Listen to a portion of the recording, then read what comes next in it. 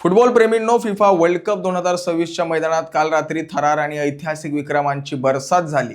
Group के आणि L मधील सामन्यांनी साऱ्या जगाचे लक्ष वेधून घेतले। सर्वात मोठी बातमी आली पोर्तुगालकडून, जिथे क्रिस्टियानो रोनाल्डोने उझबेकिस्तान विरुद्ध 5-0 असा विजय मिळवताना इतिहास रचला। 2 गोल डागत 6 वेगवेगळ्या वर्ल्ड कप मध्ये गोल करणारा जगातील पहिला पुरुष खेळाडू ठरून त्याने आपली सुलतान ही ओळख पुन्हा अधोरेखित केली।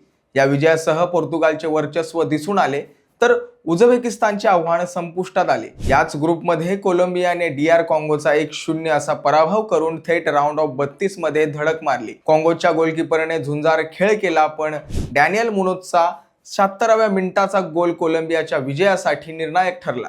दुसरीकडे ग्रुप एल मध्ये मोठा उलटफेर पाहायला मिळाला। इंग्लंड सारख्या बलाढ्य संघाला घानाच्या अभेद्य बचावापुढे गोल 0 बरोबरीवर रोखलं गेलं। हॅरी केन आणि कंपनीने 19 शॉट्स मारूनही गोल करण्यात अपयश आलं, ज्यामुळे आता बाद फेरीची शर्यत अधिकच रंगतदार झाली। दरम्यान क्रोएशियाचा कर्णधार लुका मॉड्रिचच्या 200व्या ऐतिहासिक सामन्यात क्रोएशियाने पनामावर 1-0 अशी मात केली। अंते बुदिमिरच्या गोलमुळे क्रोएशियाने आपले आव्हान जिवंत ठेवले, तर पनामा स्पर्धेतून बाहेर पडलाय। रोनाल्डोचा विक्रम असो किंवा इंग्लंडची संघर्षमय बरोबरी, कालचा दिवस फुटबॉलच्या इतिहासात सुवर्ण अक्षरांनी लिहिला जाईल। तुम्हाला काय वाटतं, इंग्लंड आणि क्रोएशिया पुढील फेरीत पोहोचतील का? कमेंट्स मध्ये नक्की सांगा।